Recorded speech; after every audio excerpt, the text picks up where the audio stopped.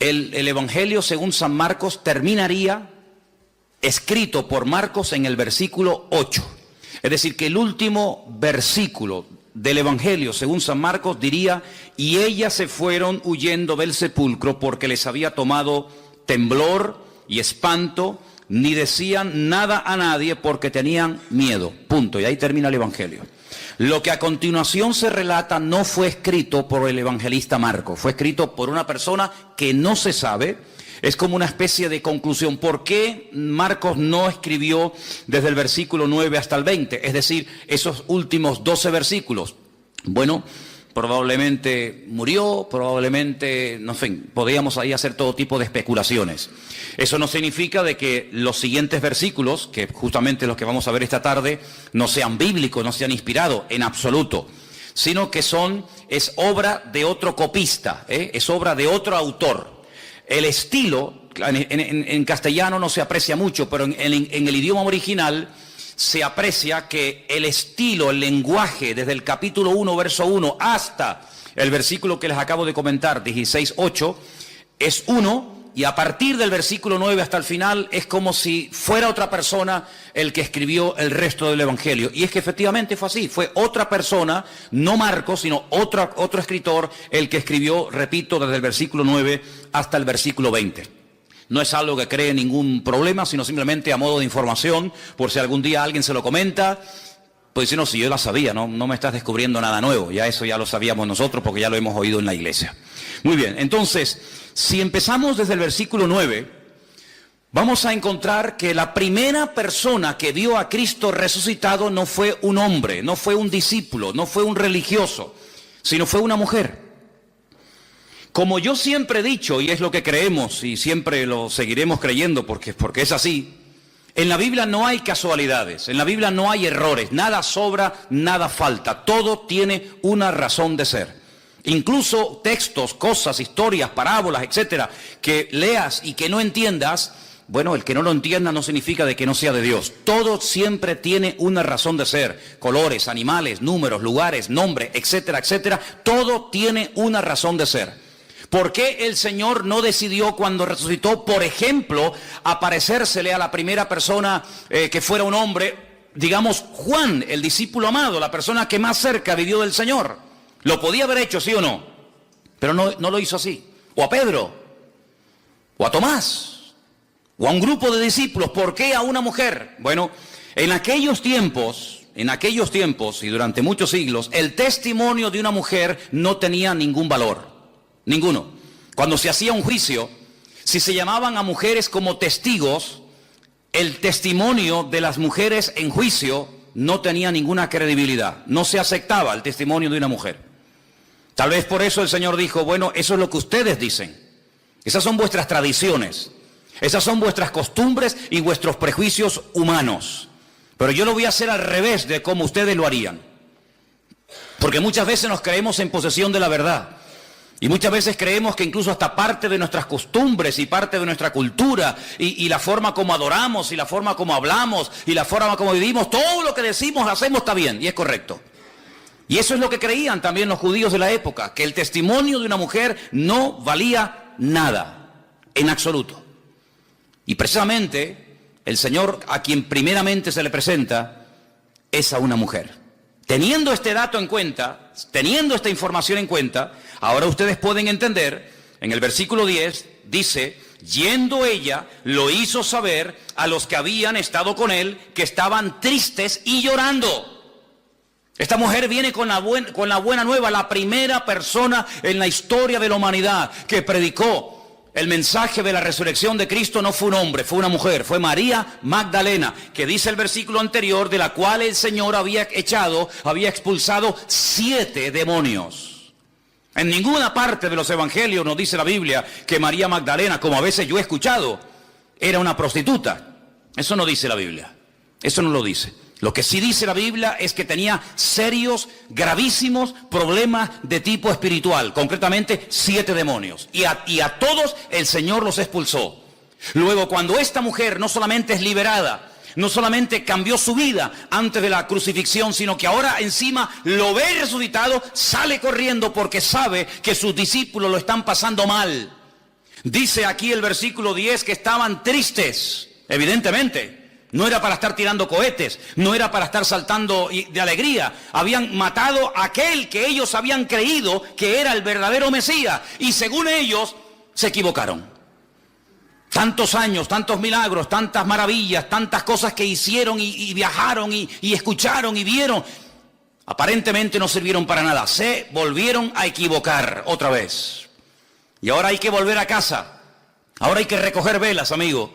Ahora hay que volver a Galilea, ahora hay que volver otra vez a la pesca, ahora hay que volver marcha atrás. Y cuando lleguen al pueblo en Capernaum o en Tiberiades, como muchos de ellos vivían, muchos se reirán diciendo, ves, lo sabíamos que se habían equivocado, que ese hombre sí tenía un carisma tremendo, pero que no era el verdadero Mesías. Y por eso estaban tristes y llorando, porque para ellos había sido una desilusión haber dejado todo para seguir al maestro y ahora resulta que el maestro está muerto. Pero en medio de este dolor, en medio de esta tristeza, una mujer llega y le dice, no, tranquilos, no pasa nada. Ha resucitado, lo he visto, he estado con él. Pero ahora pueden entender por qué dice que ellos oyeron que vivía, que ella lo había visto, pero dice, no la creyeron. ¿Por qué? Porque ellos tenían en su mente que, por muy verdad que fuera, jamás un judío aceptaría el testimonio de una mujer. Y además, no tenía otro testigo que pudiera corroborar su versión, sino que encima era una sola y encima mujer. Por lo tanto, lo que decía no servía para nada. Seguían en su tristeza, seguían en su desánimo, en su depresión. Y aunque el Señor ya estaba vivo, ellos seguían sufriendo por algo que ya había desaparecido, por un problema que no existía. Pero cuando creemos en una mentira, la mentira nos esclaviza y la mentira nos impide gozarnos en el Señor. El Señor estaba vivo, ya el diablo había sido derrotado, ya había ido a la presencia del Padre, ya se había presentado con sus manos ensangrentadas, ya el precio del pecado estaba comprado, anulado. Pero sin embargo ellos seguían sufriendo por algo que no tenía ningún sentido, seguir sufriendo y seguir llorando. Entonces el Señor dice, muy bien, no habéis creído al testimonio de una mujer porque vuestros prejuicios son tan tremendos que os impiden aceptar el testimonio de María Magdalena cuando es una de las mujeres más fieles que ha tenido el Señor durante su ministerio. Muy bien, vamos a hacerlo de una manera diferente, a ver si ahora creéis y aceptáis el testimonio. Versículo 12. Pero después se apareció en otra forma a dos, ya no a uno, sino a dos, no dos mujeres, sino a dos de ellos. ¿No vais a hacer caso a las mujeres? Muy bien, ahora voy a tomar a dos de ustedes, hombres, y si no creéis a uno, tenéis que creer al otro. Ellos iban caminando, yendo por el camino, en otra parte dice que iban por un camino llamado Emaús. Ellos fueron y le hicieron saber a los otros y ni aún a ellos creyeron. Entonces ya no es problema de que era una mujer sola. Ya no es problema de que son solamente dos hombres. Es problema de que no queréis creer. Ya no es problema de que no, es que nos habló una mujer y nosotros no podemos aceptar el testimonio de una mujer. No. Tu problema no es ese. Tu problema es que tú te niegas a cambiar. Tu problema es que tú no aceptas ni mujeres ni hombres, aunque sean 1000 los que vengan a dar testimonio. Ustedes se han cerrado en banda y ustedes bajo ningún concepto van a aceptar el testimonio de nadie. Fíjate hasta qué punto estaban endurecidos, que ahora lo vamos a ver, que en una ocasión uno de sus discípulos, no uno de la calle, no un enemigo del Señor que los tenía, sino uno de ellos dijo, hasta que no lo vea, hasta que no lo toque, no voy a creer. Así que a mí me podéis dar testimonios, a mí me podéis dar estudios, a mí me podéis dar todas las palabras que queráis, hasta que yo no toque, hasta que yo no meta mi dedo en su costado y vea sus heridas y yo lo vea, yo no voy a creer. Ahora pueden entender en el versículo 14, cuando dice, finalmente, no habéis aceptado el testimonio de María Magdalena porque decís que es mujer. Bien, tampoco habéis aceptado el testimonio de dos de vosotros. Muy bien, finalmente se apareció a los 11 mismos. Se apareció a los 11 mismos estando ellos sentados a la mesa y ahora viene el reproche. Les reprochó su incredulidad y su dureza de corazón. Otra versión dice, les echó en cara semejante actitud. Si creen ustedes que una actitud de desobediencia o de incredulidad pasa desapercibida ante los ojos del Señor, nada más lejos de la realidad. Dudar de las palabras, dudar de lo que Dios ha dicho, cuestionar su resurrección. Dice que les reprochó su dureza de corazón y su incredulidad. Ahora vuelvo a repetir. No estamos hablando de escribas y fariseos incrédulos que siempre estaban buscándole las cuatro patas al gato y tratando de desprestigiar y de desacreditar al Señor o a sus discípulos o a sus milagros. Incluso a veces veían milagros y decían, bueno, esto lo hizo el príncipe de las tinieblas, Belcebú. Es que está loco, es que esto y es que aquello. No, cuidado. Estamos hablando de discípulos, de personas que ya saben de qué va el mensaje del Señor. Personas que lo han visto, que han comido con Él, que han viajado con Él, que lo conocen íntima y privadamente, que todavía en esos hombres todavía quede vestigios y restos de incredulidad y de dureza de corazón. Es algo increíble, es algo increíble. Todavía después de 3 años tenéis estos problemas. Bueno, lamentablemente a veces la gente del mundo tiene como más apertura y son más crédulos para ciertas cosas que algunos que se llaman creyentes, que dicen, bueno, ya será menos. El Señor les reprocha su corazón, como diciendo, esto no lo voy a pasar por alto. Ahora, el pasaje que vamos a leer nuevamente, desde el 14 hasta el 18, es un pasaje muy interesante porque son las últimas palabras del Señor Jesucristo. Y cuando las volvamos a leer, yo les voy a hacer una pregunta y tenéis que ser sinceros a la hora de responder. Y dicen así, versículo 15, les dijo, id por todo el mundo y predicad el evangelio a toda criatura. Jamás Dios había dicho dado este mensaje, este mandamiento a ningún hombre. Al único profeta que le dijo, sal de tu tierra y vete a otro país, a otra cultura, a otra nación a predicar, fue al profeta Jonás, y todas las pegas que puso ya las conocemos. Ahora el Señor abre el abanico y dice, no, ya se acabó eso de predicar solamente en Israel y solamente a los judíos, o bien en el norte, o bien en el sur, o bien en una tribu, o bien en otra tribu. Ya eso se acabó. Ahora es a toda criatura y a todas las naciones de la tierra. Algo que para nosotros aparentemente es tan normal, para ellos era un escándalo. Porque ellos tenían metido hasta en el tuétano de sus huesos que a nadie más el Señor les iba a hablar y a bendecir como a ellos, porque ellos eran, como lo dice la Escritura, su especial tesoro. Y eso de compartir las bendiciones con gentiles, con paganos, con idólatras, ni se les pasaba por la cabeza. Pero ahora el Señor les dice, tenéis que ir por todas las naciones de la tierra predicando el evangelio. El que creyere y fuere bautizado será salvo, mas el que no creyere será condenado.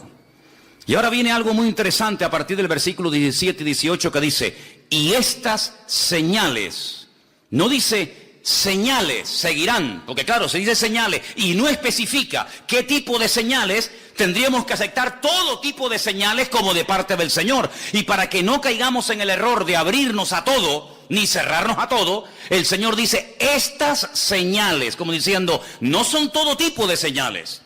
Alguien dijo en una ocasión, bueno hermano, pero el Señor dijo en una ocasión que señales o cosas más grandes que el Señor haríamos. Sí, en cantidad, pero no en diversidad. Jamás le vamos a ganar al Señor absolutamente en nada. Lo que Él no hizo, tampoco te va a permitir a ti la oportunidad de poder hacerlo tú. Porque sería hacer cosas que Él no hizo, y repito, nunca le vamos a ganar al Señor absolutamente en nada. Claro, serán señales mucho más grandes, serán señales en diferentes naciones y países, pero estas señales, las que yo les voy a nombrar a continuación. Primero, en mi nombre echarán fuera demonios. Segundo, hablarán nuevas lenguas. Tercero, tomarán en las manos serpientes y si bebieren cosa mortífera no les hará daño. Cuarta, sobre los enfermos pondrán sus manos y sanarán. Estas son las 4 señales que abarcan lo natural, lo espiritual, lo físico, etcétera, que el Señor dice que seguirán a los que creen, no los que creen seguirán a las señales, que es muy diferente. Las señales siguen a los que creen, no los que creen siguen a las señales, porque al único que tenemos que seguir es al Señor y no las señales que hace el Señor. ¿Cuántos dicen amén? Bien. La pregunta que yo les quiero hacer ahora, después de leer estas 4 señales y de leer estos versículos, es: ¿cuántos aceptan? ¿Cuántos creen en esto que hemos leído en esta tarde? ¿Todo? Si aceptamos todo el pasaje, quiere decir que aceptamos lo que dice cada versículo con cada palabra y con cada cosa que nos dice y en cada una de las señales. ¿Ustedes creen que hoy en día se puede echar fuera demonios? ¿Estáis convencidos de ello? ¿Cuántos has echado tú?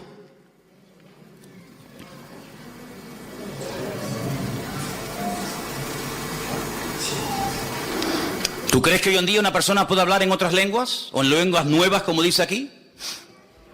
Entonces, ¿por qué no hablas tú nuevas lenguas? ¿Tú crees que hay una protección espiritual y no es literal, que ahora me voy a tomar un litro de lejía delante de vosotros para que veáis que no me pasa absolutamente nada? Quiero decirles que aunque os resulte sorprendente o incluso hasta os puede dar la risa, en el sur de Italia, estoy pensando en Italia. En el sur de los Estados Unidos hay una zona que se llama The Veil of God, que es el cinturón de Dios, que es donde por metro cuadrado hay más iglesias evangélicas de todas las naciones del mundo. Es una detrás de otra, una detrás de otra, una detrás de otra, una detrás de otra. Y en muchas de esas congregaciones, no en todas, en muchas de esas congregaciones hay una reunión, un culto, que es una de las más importantes de la semana y consiste en llevar cajas llenas de serpientes de cascabel. Y las sueltan en la iglesia. Y la gente las coge, los niños juegan. Llévale unas cuantitas a los niños de la escuela dominical para que se entretengan. Toma, dale a Lujier una.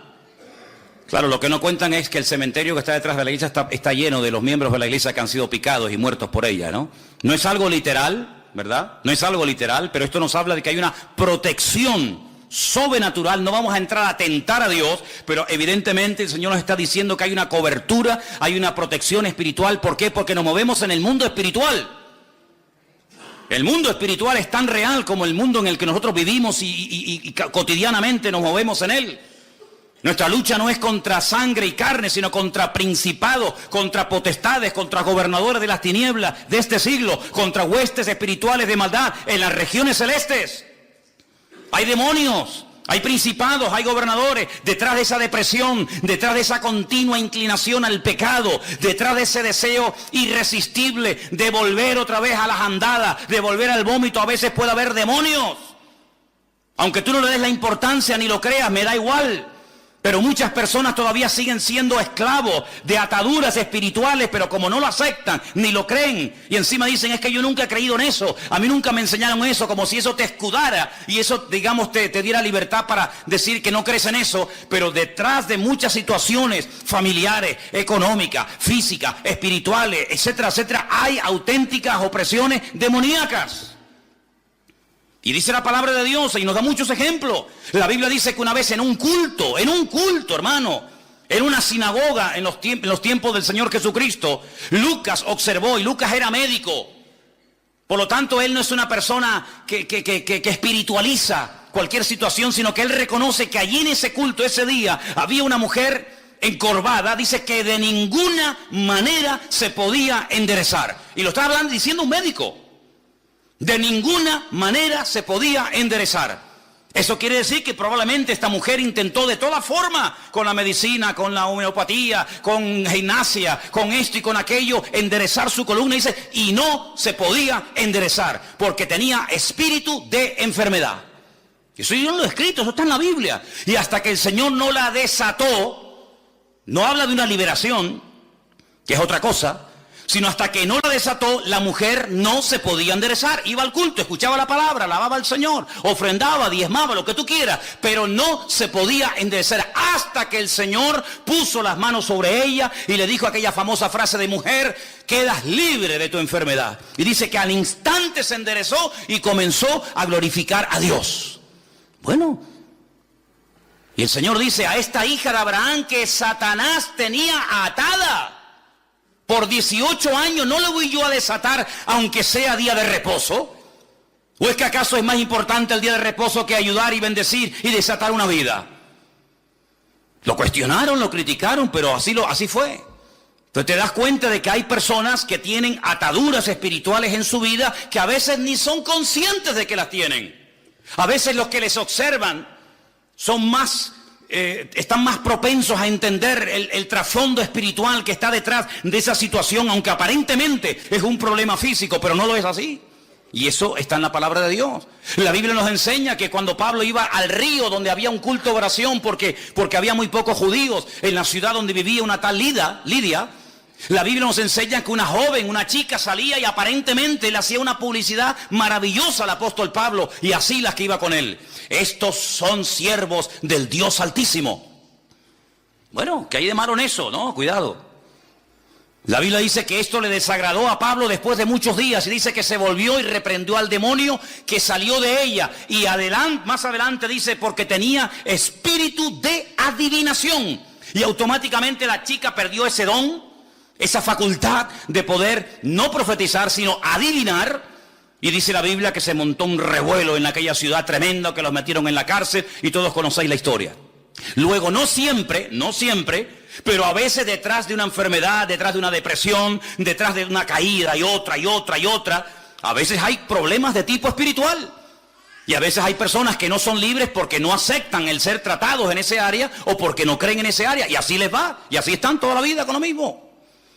Así que cuando vamos a la palabra del Señor nos encontramos que una de las señales, una de las responsabilidades de los hijos de Dios, de los que creen en su nombre, es libertar a los cautivos por Satanás. ¿Cuántos dicen amén? Y hay más gente con problemas espirituales a nuestro alrededor de lo que te puedas imaginar. Vete a una cárcel un día y te vas a dar cuenta que hay endemoniados ahí a punta pala. Y sé lo que digo, porque yo estuve 7 años allí. Todas las semanas iba allí. Y teníamos en un comedor una reunión. ¿Y cuántas veces nos llamaron por la megafonía los funcionarios para que fuéramos a una celda a atender a una chica que supuestamente le había dado un ataque epiléptico? Y los funcionarios estaban asustados porque no sabían ni por dónde meterle mano a la criatura aquella. Y llegábamos, se le ministraba y fuera en el nombre del Señor libre. Porque esa es una de las señales que seguirán a los que creen en su nombre. Por eso les preguntaba, ¿usted cree en esto? Sí. Entonces, ¿por qué no se ve esa señal en su vida? Porque para algunos este tema es una teoría y hasta incluso en algunos casos dice, ay, a mí esos temas me dan miedo. Pero sin embargo te pregunto otra cosa y eres un fiera y entiendes de todo. Pero sin embargo lo que deberías de entender y ser algo normal en tu vida, lo ves como algo tan lejano y tan extraño. Incluso he llegado a oír a algunos predicadores y maestros que dicen, bueno, esas señales eran para los tiempos de Cristo. Eran las señales que iban a acompañar para darle credibilidad y para darle valor a los discípulos. Pero cuando todos murieron, Pedro, Jacobo, Juan, Santiago, Tomás, etcétera, etcétera, esas señales se acabaron. ¿Dónde está escrito eso? Por favor, que alguien me diga dónde dice la Biblia que cuando murieron los discípulos, con ellos murió el poder de Dios. Habrán muerto los discípulos, pero Dios no está muerto. Él está vivo y vive por los siglos de los siglos. Amén. ¿Cuántos lo creen? Por lo tanto, es una señal. Pero no solamente esa señal dice que seguirán a los que creen en su nombre, sino dice la Biblia que incluso los que creen en su nombre hablarán nuevas lenguas. Lenguas que no aprendieron en una academia. Y esta evidencia se ve en todo el libro de los Hechos, no una, ni dos, ni tres, varias veces se ve como otra evidencia que hay. Y era algo tan normal en aquellos siglos que hay capítulos enteros en la Biblia. Por ejemplo, Primera de Corintios capítulo 14, donde te habla acerca de cómo moverse y cómo entender y cómo ejecutar este don que Dios le ha dado al pueblo de Dios. Ahí está. Hay una protección sobrenatural sobre los hijos de Dios, sin lugar a duda. No te quedes duda. Las veces que el diablo habrá querido matarnos, ni nos imaginamos. Cuando lleguemos a la presencia del Señor nos vamos a llevar muchas sorpresas de que aquello que pasó no fue casualidad, sino que era que el enemigo quería destruirnos, incluso en algunos casos desde pequeñito, desde el vientre de nuestra madre. Pero el Señor nos protegió y el Señor siempre estuvo cuidándonos. Y no nos dimos cuenta, pero algún día el Señor nos pondrá la película de nuestra vida y nos vamos a dar cuenta de muchas cosas maravillosas que ocurrieron en el mundo espiritual y que el Señor nos protegió de ellas, incluso hasta de la misma muerte. Y dice aquí que otra de las señales que seguirán a los que creen en su nombre, que pondrían las manos sobre los enfermos y sanarían. ¿Es bíblico hoy en día que se puedan orar por enfermos? Si no es bíblico y no se puede hacer, y esto acabó porque era de la era primera del cristianismo, quiere decir que los pobrecitos que estén enfermos hoy en día, pues que se vayan muriendo uno detrás de otro. Sin embargo, en esta iglesia ya aceptamos como algo normal el que en un culto, como por ejemplo el jueves, 2 personas hayan contado auténticos milagros de cómo el Señor ha obrado en sus vidas y una hermana, como contaba el jueves, no perdió su vista cuando le decían que iba a ser vaciado su ojo y la cuenca iba a quedar sola. Y también el otro testimonio también del jueves, ¿qué era el de Maxi también, cómo Dios protege. Entonces, nuestro Dios no ha cambiado. ¿Quién ha cambiado entonces? ¿La Biblia? No, sigue siendo la misma. Si Dios no ha cambiado, si la Biblia es la misma, si el Evangelio es el mismo, ¿por qué a veces hay creyentes que no levantan cabeza? Creyentes, acabo de decir, y no me equivoqué, creyentes, familias de creyentes, que siempre están, cuando no es una cosa, es otra. Cuando no es una duda, es un dolor. Cuando no es un dolor, es una enfermedad. Cuando no es una enfermedad, es una depresión. Y yo digo, no es atractivo el cristianismo que muchos viven. El cristianismo que vivimos nosotros tiene que ser atractivo. La gente tiene que tenerlo envidia a nosotros y no nosotros envidia de ellos. Nuestra vida tiene que ser de tal manera que lo sobrenatural tiene que ser lo normal. ¿Cuántos dicen amén? Lo normal. La paz, el gozo, la bendición. Eso tiene que ser lo normal en la vida de un hijo de Dios. Por eso yo preguntaba, ¿ustedes creen que estas señales siguen en vigor hoy en día? Pero todo empieza, no con las señales, sino con un imperativo. Id por todo el mundo y predicad, ¿qué? El Evangelio. Nunca le dijo el Señor a Isaías, a Moisés, a Abraham o a cualquier personaje de la antigüedad, vayan por todas las naciones predicando. No. Era como una especie de pueblo hermético, donde ellos sabían lo que habían recibido, pero en muy pocas ocasiones no le hacía ninguna gracia, créame, no le hacía ninguna gracia el abrirse y compartir las bendiciones y el conocimiento de la palabra de Dios con otras gentes. Miren cómo trató, por ejemplo, Eliseo a Naamán. No le hizo ni caso. No le hizo ni caso. Lo cual no fue bueno, lo cual no fue correcto. Que Dios obrara y que hiciera un milagro, gloria a Dios. Pero no es correcto que un hombre venga pidiendo ayuda y no vayas ni a la puerta a decirle buenas tardes, bienvenido. Pero era la forma normal. El mismísimo Señor Jesucristo, durante un tiempo en su ministerio, él dijo, yo he venido a las ovejas perdidas de la casa de Israel. Y cuando manda a sus discípulos delante de él, hay una orden que a veces no se percata la gente que la dio, pero dice, no vayáis por caminos ni por ciudades de gentiles. Porque ahora no es el momento de entrar en confrontación con gentiles. Llegará el momento cuando tendréis que ir por todas las naciones, pero ahora yo he venido a algo concreto y específico. Dice, a lo suyo vino y los suyos no le recibieron. Una mujer que no era judía, tenía una hija con problemas de tipo espiritual. Ella sabía que su religión iba a ser inútil la ayuda. Y ella insistía. Y el Señor se le queda mirando y dice, oye, no está bien que yo coja un pan y se lo dé a un perro. ¿Cómo? ¿Qué le acabas de llamar? ¿Perro? ¿Sí? Si no está bien que yo coja el pan de los hijos y se lo dé a una perra. Y la mujer dijo, sí, tienes razón. No es normal que se coja un pan, un plato de comida que es para los hijos y se le dé a los perros.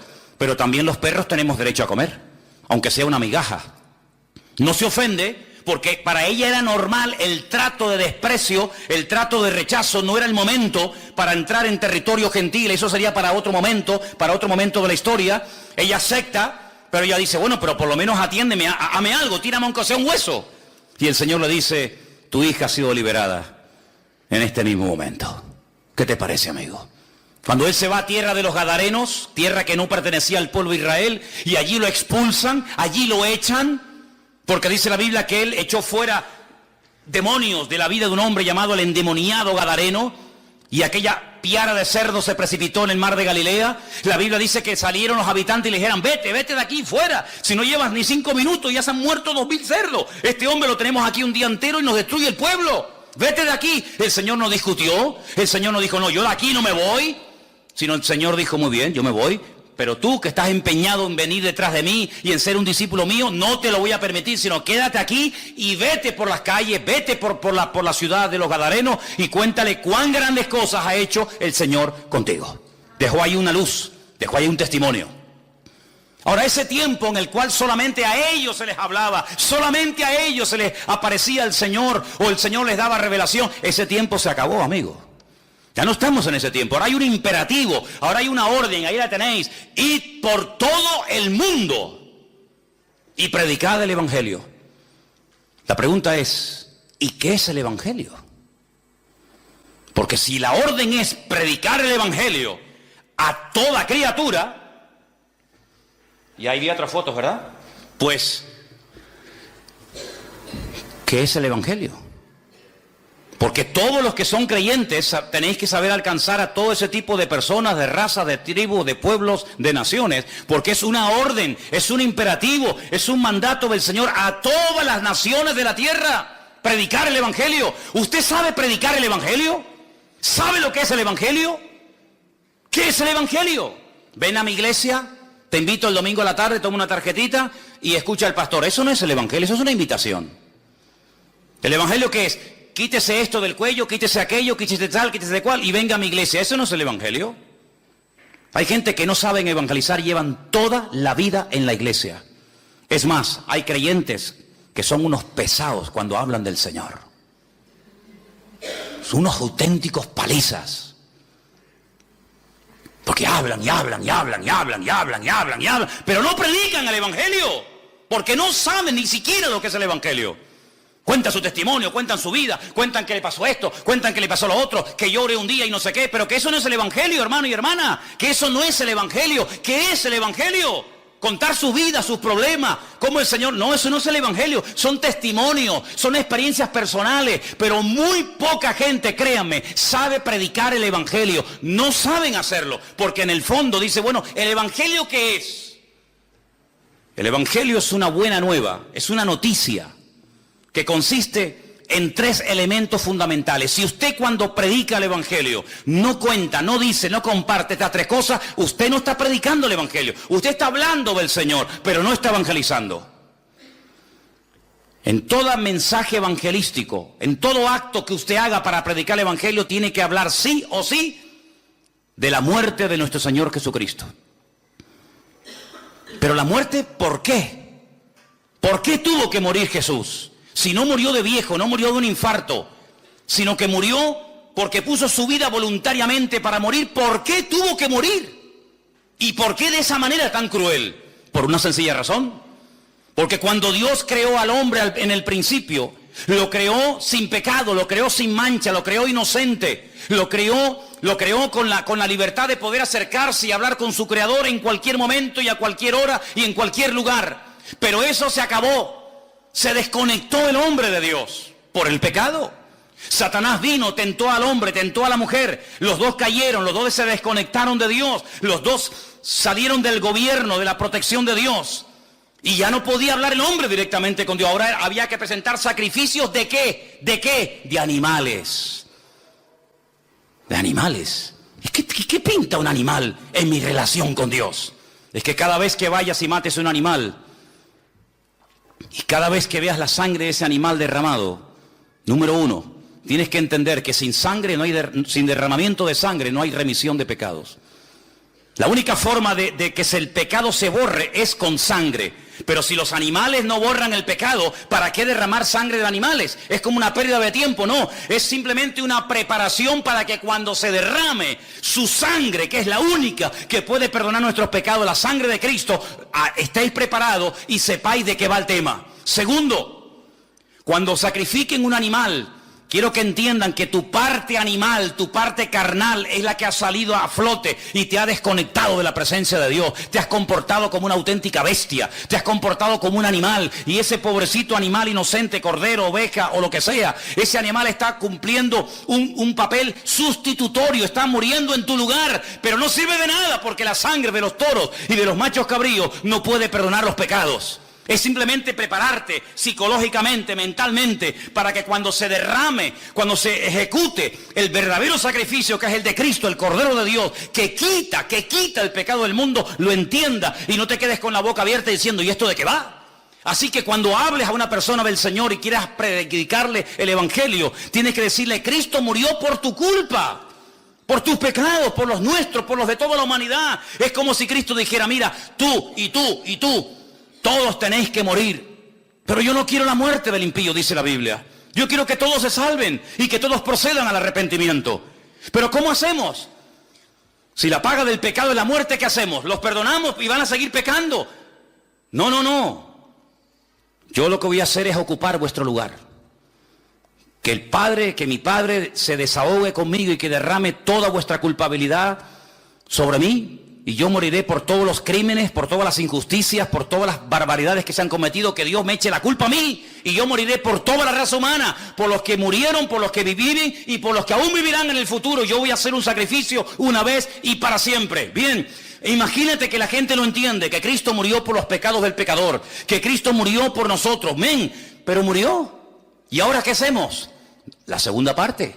Hay que hablar de que la muerte no acabó con el Señor. La muerte no fue el fin. La muerte fue el principio. ¿Por qué? Porque la muerte dio paso a la resurrección. ¿Cuántos dicen amén? Porque sin resurrección no hay esperanza. Porque estamos creyendo en un muerto. Y los muertos, dice la Biblia, no tienen poder ni para hacer bien ni para hacer mal. Por eso la gente cuando consulta a los muertos se equivocan. La Biblia dice, no busques entre los muertos al que vive, porque Él ha resucitado.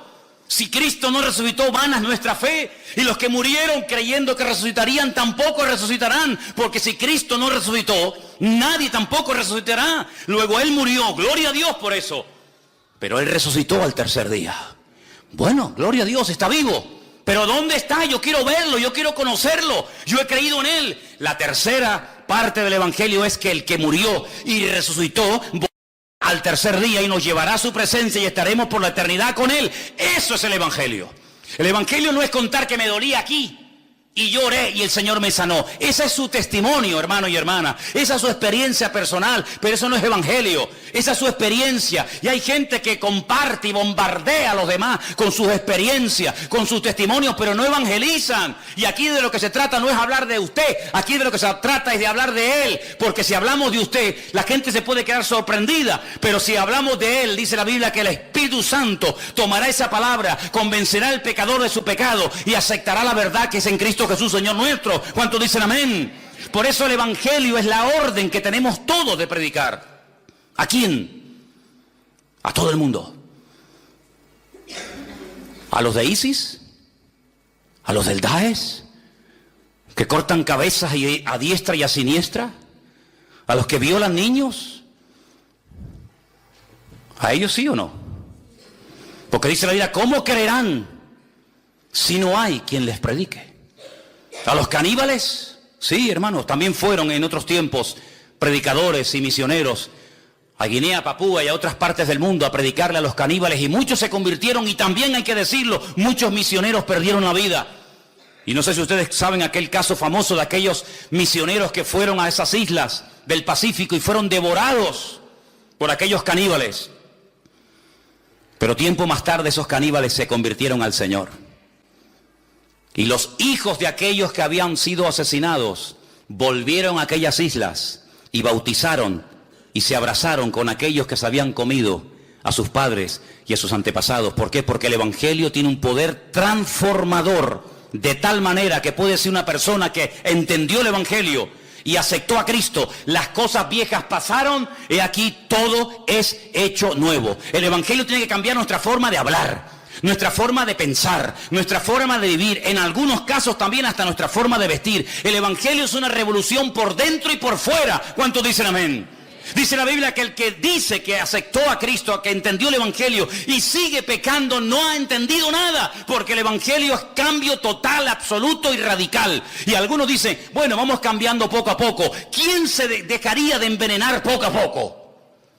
El pecado no se puede dejar poco a poco, porque el pecado tiene un poder tan impresionante de destrucción. Es una atadura tan envolvente que como tú quieras dejar de fumar poco a poco, de drogarte poco a poco, de mentir poco a poco, de dejar de prostituirte poco a poco, jamás serás libre, porque el pecado no se puede dejar poco a poco. Hay que ser radical, pero es que no puedo. Gloria a Dios, ha llegado al punto preciso, amigo. Pero tengo una buena nueva que darte en esta tarde. Todo lo puedes en Cristo, que te fortalece. Es decir, si es verdad que dice la Biblia que todo lo puedo en Cristo que me fortalece, si es verdad las promesas del Señor, quiere decir que cuando yo sigo pecando y cayendo en lo mismo, no es porque yo sea una víctima, un pobre desgraciado, que no tengo poder y autoridad, no, sino es porque en el fondo de tu corazón tú no has interiorizado las verdades de aquel que te llamó de las tinieblas a su luz admirable, porque hay libertad total y plena en nombre del Señor, y no tienes que vivir con temor, y si caigo otra vez, y si peco otra vez, ni se me pasa por la cabeza, porque en Cristo soy una nueva criatura y Él me fortalece y me ayuda, y no soy ahora la víctima, ahora la víctima es a Él. El diablo me tiene temor a mí, el diablo es el que tiene que huir de mí. ¿Por qué? Porque mayor es el que está en mí que el que viene contra mí. Dale un aplauso al Señor y dile: gloria a Dios, soy vencedor en el nombre de Jesús. Bendito sea Dios, bendito sea el Señor.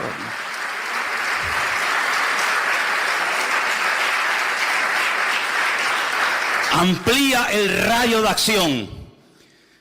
Jerusalén, Samaria, Judea y hasta lo último de la tierra. Amplía el radio de acción. Amplía el radio de la audiencia. Ya no solamente a los judíos de Jerusalén, sino ahora es a todas las naciones de la tierra, a los romanos, a los griegos, a los cartagineses, a estos y aquellos. Así que amplía el campo, amplía la audiencia, amplía los requisitos, porque aquí también hay requisitos, En el Antiguo Testamento a nadie se le hablaba de convertirse. ¿Convertirse a qué? En el Antiguo Testamento se hacían prosélitos. ¿Qué es un prosélito? El que se convertía, el que dejaba sus ritos, el que dejaba su idolatría y se hacía judío. ¿Cómo se hace una persona judía? ¿Cómo si yo quiero ser judío? ¿Cómo hago? Te tienes que circuncidar si eres hombre. Tienes que sumergirte en una pileta que se llama mikveh. Tienes que cambiarte el nombre. Y tienes que dejar tu antigua vida y comenzar a creer lo que dice la Torá, lo que dice la ley. Eso es lo que se hacía. Pero ahora, cuando vamos al Nuevo Testamento, nos encontramos que dice: primeramente ustedes tienen que creer. Y luego tienen que manifestar esa creencia en público. ¿Cómo? Bautizándote. En el nombre del Padre, del Hijo, del Espíritu Santo nos bautizamos. Como señal pública. ¿Cuándo? En la Biblia, al momento, al instante. Y finalmente el Señor amplía el radio de señales. ¿Por qué? Porque si vas al Antiguo Testamento, te vas a encontrar que generalmente Dios utilizaba y hablaba y se manifestaba a través de un profeta. Da igual si fuera Samuel, Jeremías o quien fuera. Ahora, sobre toda criatura, Dios ha derramado su Espíritu. Si la iglesia entendiera, el día que los creyentes de todas las naciones de la tierra entendieran que ya no tiene el Señor un escogido allí en Jerusalén, otro escogido allí en Manhattan, otro ungido en no sé qué sitio, sino que ahora todos y cada uno de nosotros podemos ser instrumento y debemos ser instrumento en las manos del Señor, ese día pondríamos el mundo patas arriba. Pero algunos no terminan de creerse que usted no está en el mundo para hacerse rico. Algunos no terminan de entender que no estamos en el mundo para vivir la gran vida y olvidarnos de que nuestra gran obligación y responsabilidad en el mundo es anunciar las virtudes de aquel que nos llamó de las tinieblas a su luz admirable. Eso es lo que dice la palabra. Y por eso dice que cuando hubo persecución en Jerusalén, los que fueron perseguidos salían y a todas partes donde iban, lo primero que hacían no era buscar la casa, no era buscar el trabajo, lo primero que hacían era predicar el Evangelio. Y claro, eran una explosión de poder de Dios por Samaria, por Judea, por Fenicia, por Roma, por todas partes de la tierra. De tal manera que el reino de Dios se expandía, no a través de 4 ungidos, no a través de 4 super predicadores, no a través de 4 mega iglesias, sino se compartía el evangelio a través de todos y de cada uno de los creyentes. Un diácono de la iglesia, por ejemplo, de Jerusalén, un tal Felipe, que era un diácono, uno que servía en las mesas, uno que ayudaba a la hora de compartir los alimentos, a la hora de la comida. Sí, un diácono, un hermano, sí, muy bien, pero que salió a Samaria y dice: bueno, ya no tengo pastor, ya no tengo iglesia, ya no tenemos culto, ¿y ahora qué hacemos? Pues vamos a hacer el culto nosotros. ¿Dónde? En la calle. Vamos a predicar la palabra, vamos a predicar el evangelio. Y dice que comenzaron la gente a ser liberada, enfermos sanados, gente cambiada por el poder de Dios. Llegó la noticia a Jerusalén. Mandan a Pedro y a Juan: oye, vayan para allá a ver qué pasa con este Felipe, que aquí el hombre era calladito, no hacía gran polvareda, no hacía mucho ruido, pero este hombre llegó allí, se puso las pilas y se convirtió de la noche a la mañana en Felipe el evangelista, predicando la palabra. Así eran como vivían los cristianos Pero ¿cómo viven los cristianos hoy en día? Desde que se levantan hasta que se acuestan solamente piensan en una cosa. ¿Cómo voy a pagar la luz? ¿Cómo voy a pagar los recibos de la casa? ¿Cómo voy a pagar el alquiler? ¿Cómo voy a pagar esto? Esas son las preocupaciones de los cristianos. Y ahora ha salido un móvil nuevo y un ordenador nuevo y ahora ha salido un coche nuevo. Esas son las tonterías. Sin embargo, en aquellos tiempos había una obsesión. Sí, estaban obsesionados. No me he equivocado al decir esta palabra. Estaban obsesionados con una cosa: llevar a todo el mundo a los pies de Cristo. No tenían los medios que tenemos nosotros. Ay, si Pablo hubiera tenido Skype, si Pablo hubiera tenido Facebook, si Pablo hubiera tenido WhatsApp, madre mía, hubiera sido tremendo. Era el boca a boca, el tú a tú. Pero dice la Biblia que un día Pablo se sentó y dice: todo lo he llenado, desde Ilírico hasta Iconio, todo lo he llenado del Evangelio. Y hasta después de muerto sigue hablando, porque dejó la palabra, las epístolas escritas que siguen siendo de bendición para todos y para cada uno de nosotros.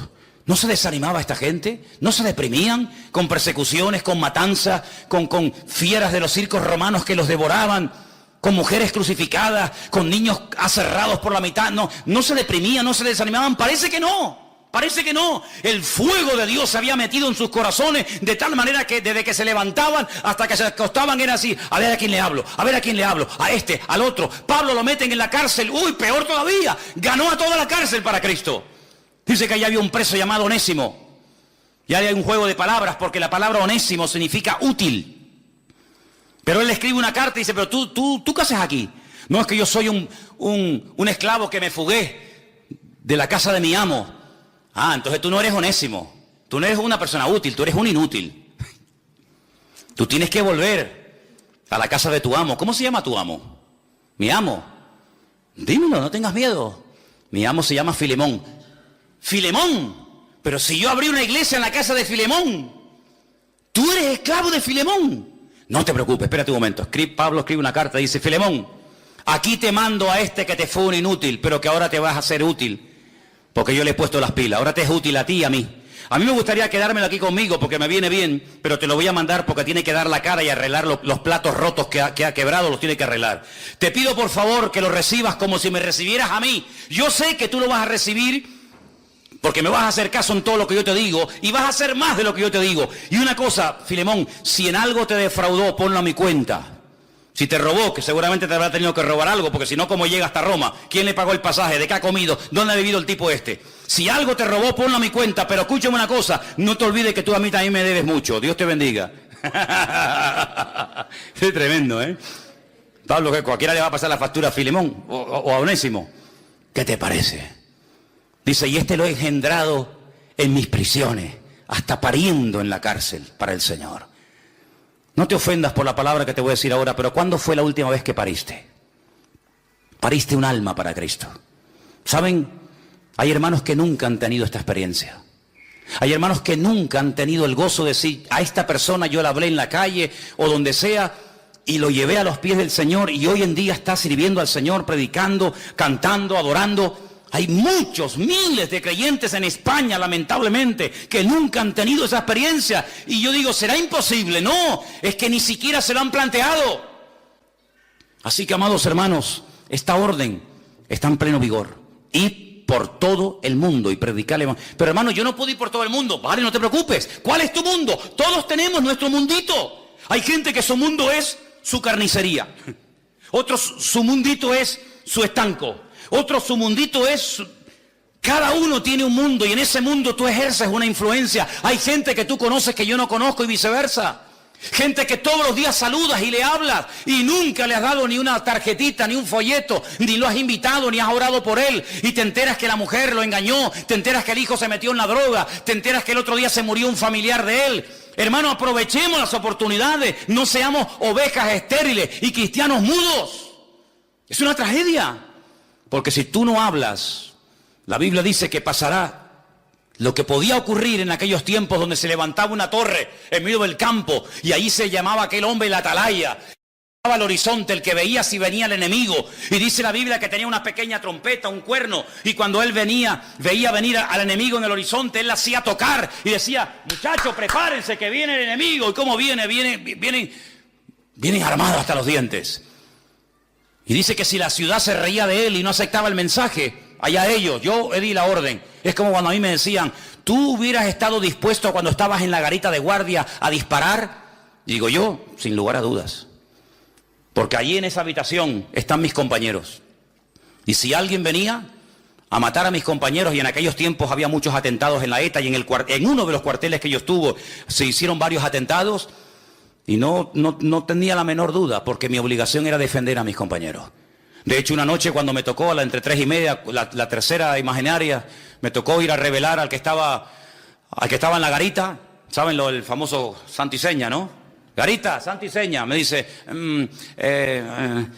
digo, oye, ¿sabes el santo y seña? Yo digo una palabra, él tiene que decir otra o algo así, ¿no? Para que sepamos que él es mi amigo. Yo digo, perro viejo, y él me dice, guau, guau. Si me dice, tararí que te vi. No, este no es de los nuestros, este es un enemigo. Yo le dije, Garita, santo y seña. Es que no me acuerdo, santo y seña, no me acuerdo. Dice así, ¡rac! Cargué el seme, lo metí así. Y le dije, o me lo das al amigo o te disparas bien. Se hizo todo encima el pobrecito. No, en serio, ¿eh? Y me dijo, caballo blanco, no sé lo que era. Digo, vale, amigo. Descargué.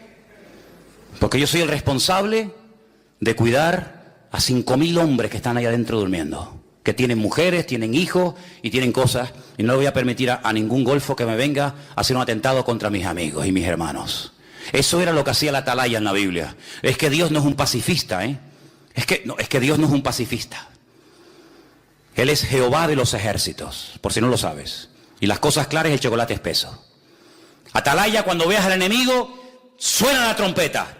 Que se ríen de ti, la sangre de la ciudad no se te demandará. ¡Ay, amigo! Pero la escritura dice en el libro del profeta Ezequiel, si el atalaya se queda dormido y no da la voz de alarma, y viene el enemigo y mata niños y mata mujeres y viola a un montón de personas, la sangre de toda la ciudad la demandaré de ese hombre, porque ese hombre no fue responsable, fue un irresponsable, y toda una ciudad murió por culpa de uno.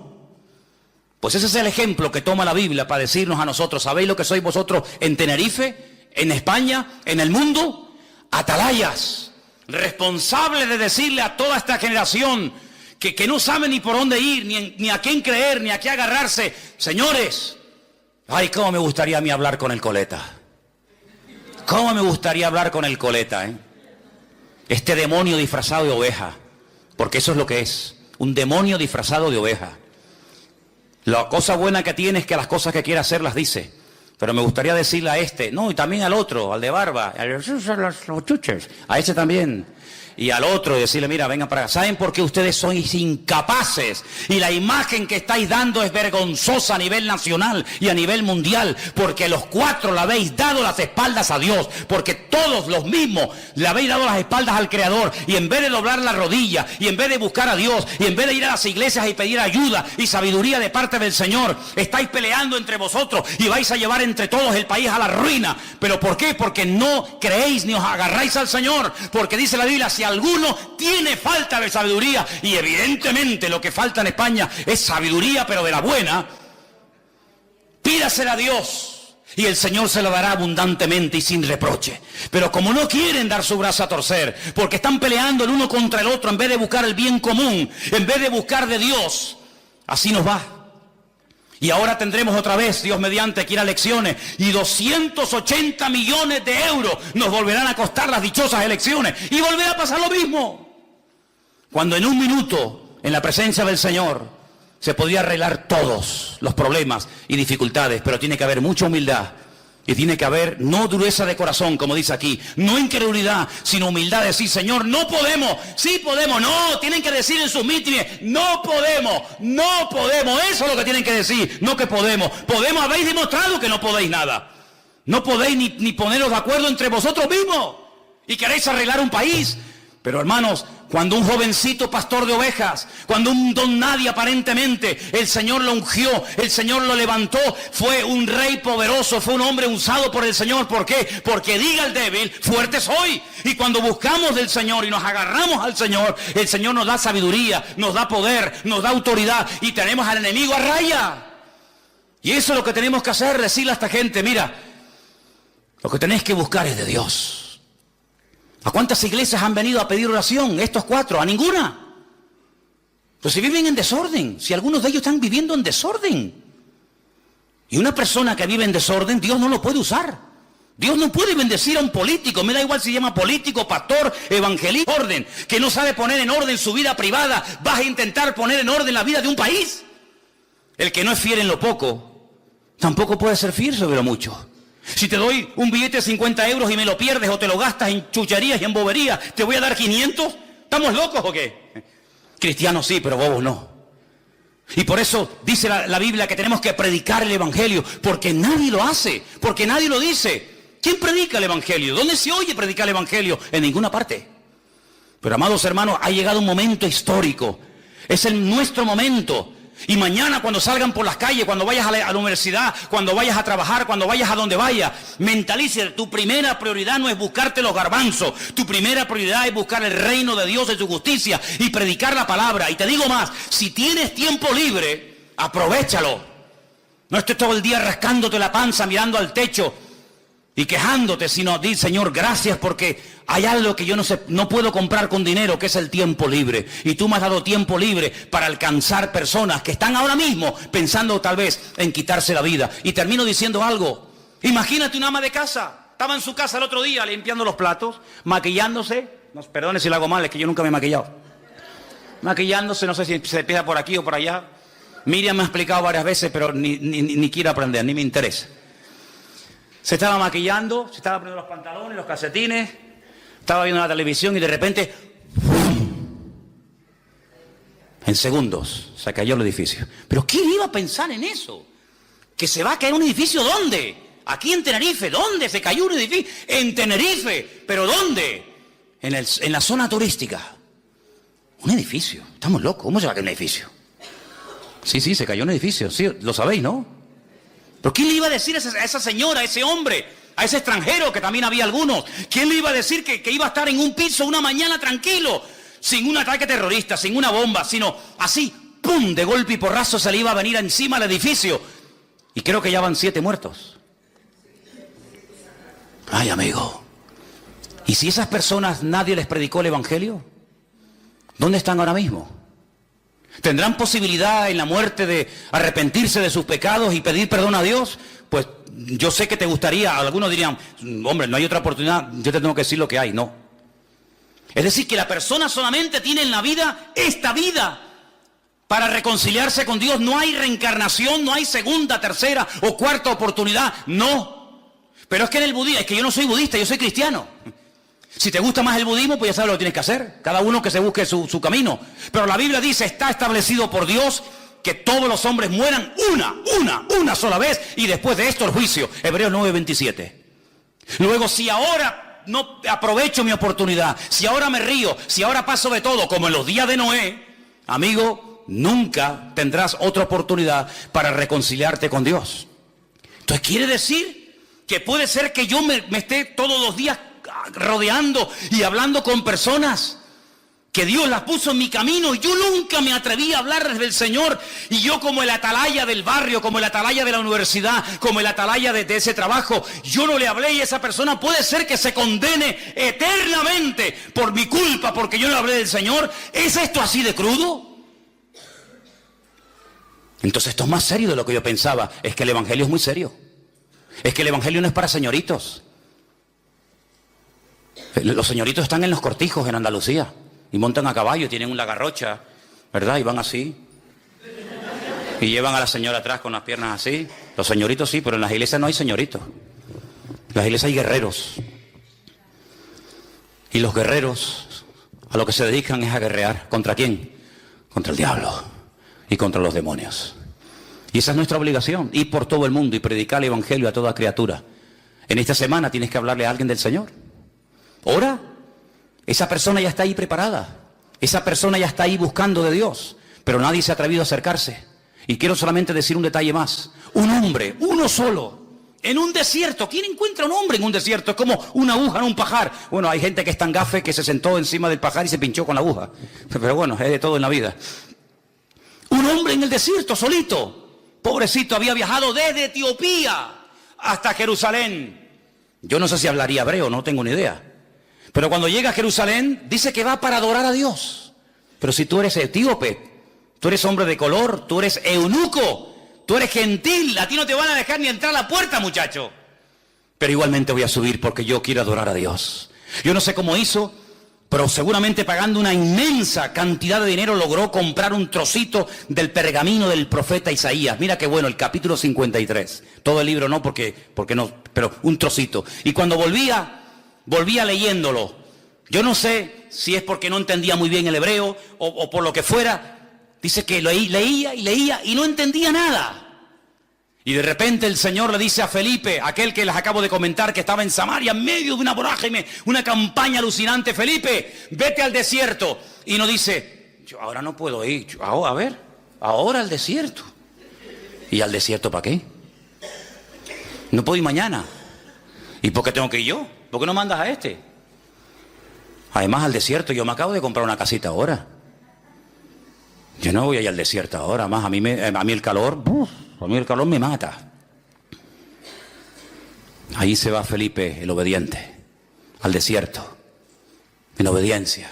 Nunca te vas a equivocar por obedecer al Señor. Aunque te mande al desierto, es mejor irse en obediencia al desierto que en irse en rebeldía a un lugar donde aparentemente hay de todo.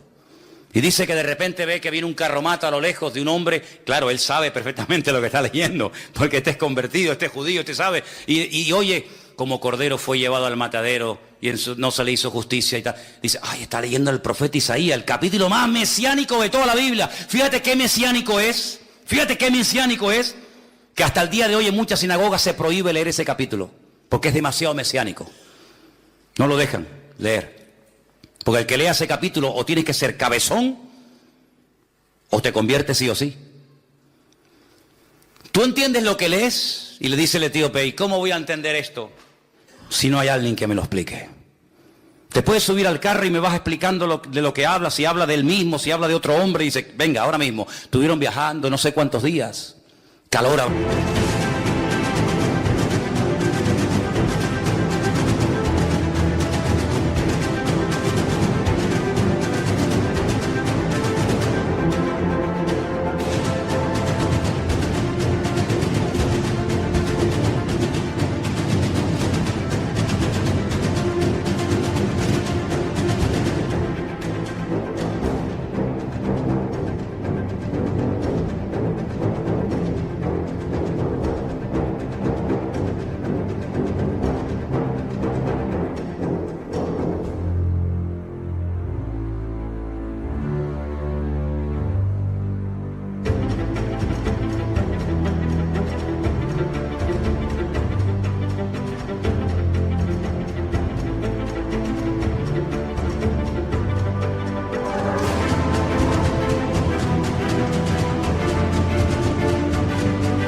Terrible, y le estuvo explicando el evangelio de tal manera que llegó un momento en el que el etíope dijo, para un momentito el carro, mira, aquí hay un pequeño charquito, un pequeño oasis, ¿hay algún impedimento para que ahora que entiendo y por fin he entendido el evangelio, yo sea bautizado? Porque dice, el que crea y sea bautizado. Yo puedo ser bautizado aunque sea eunuco, aunque sea de otra raza, aunque sea de otra etnia, aunque sea gentil. Y dice, si crees en Jesucristo, bien puedes.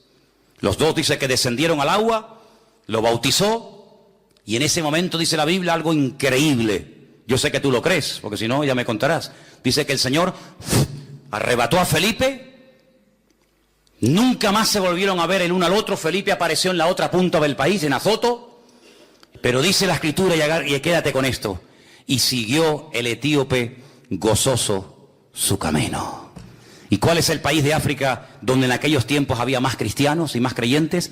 En Etiopía. Porque ganó a uno. Y ese uno, sabe Dios, ganó a centenares y ganó a miles. Ese uno está allá afuera esperándote a ti. Y a ti, y a ti, y a cada uno de nosotros. Solamente es cuestión de decirle, Señor, dime dónde está. Aunque sea a las 4 de la mañana voy, porque está a punto de caramelo. Si tú eres sensible a la voz del Señor, en esta semana nos podemos llevar muchas sorpresas. ¿Cuántos dicen amén? Cierra tus ojos, vamos a orar al Señor. Ahí donde estás. Recuerda esto, predicar el Evangelio no es un entretenimiento, No es solamente algo de los pastores o evangelistas o misioneros. Predicar el evangelio es un deber, es una responsabilidad de todo creyente. Y más fácil imposible. ¿A quién? A todo el mundo. ¿Dónde? En cualquier parte. ¿A qué hora? Cualquiera. Muerte, resurrección y segunda venida. Y al final le dices a la persona: ¿crees que Jesucristo murió, resucitó de la muerte al tercer día y lo quieres confesar con tus labios? Si lo hace, dice, será salvo. Así de fácil, así de fácil. Somos nosotros los que hemos complicado las cosas, pero es así de fácil. El Señor nos da a todos la oportunidad y el privilegio de poder llevar almas a los pies de Cristo. Bendito sea tu nombre, Dios. Santo, te damos gracias en esta tarde, Padre, porque no solamente sabemos que hay que hacerlo, sino que además tenemos el gran privilegio de saber que si lo hago, hay señales que acompañarán la exposición de tu palabra. Y a veces no hemos visto más señales porque al no predicar el evangelio, ¿para qué queremos las señales? Pero cuando se expone la palabra, cuando se predica el evangelio, las señales avalan el mensaje. Bendito sea tu nombre. Y pedimos, Señor, que pongas en nuestros corazones el fuego de Dios, el fuego santo de Dios, para ganar almas y tener el honor de poder parir y llevar personas inconversas al conocimiento de la verdad.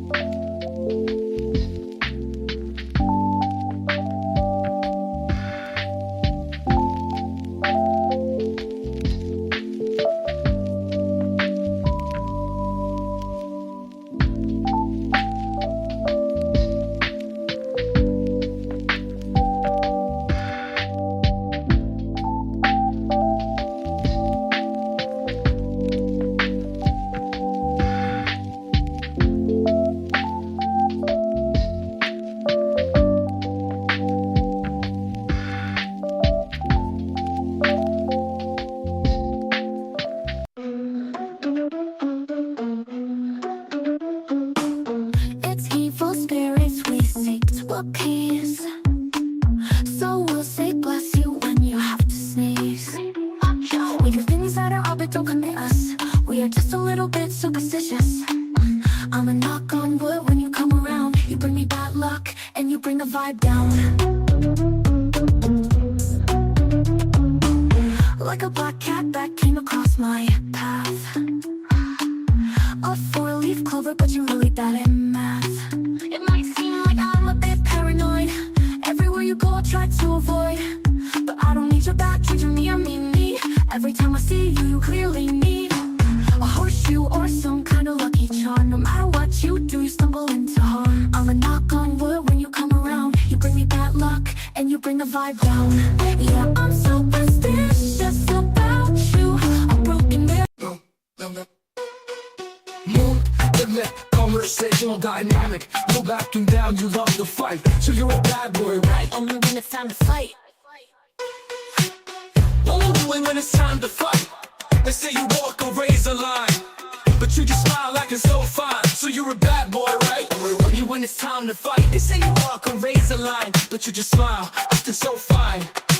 So you're a bad boy, right? Only when it's time to fight. So you're a bad boy, right? Only when it's time to fight. Living fast, chasing the light, so you're a bad boy, right? Only when it's time to fight. They say you walk a razor line, but you just smile, acting so fine. So you're a bad boy, right? Only when it's time to fight. They say you walk a razor line, but you just smile, acting so fine. So you're a bad boy, right? Only when it's time to fight. So you're a bad boy, right? Only when it's time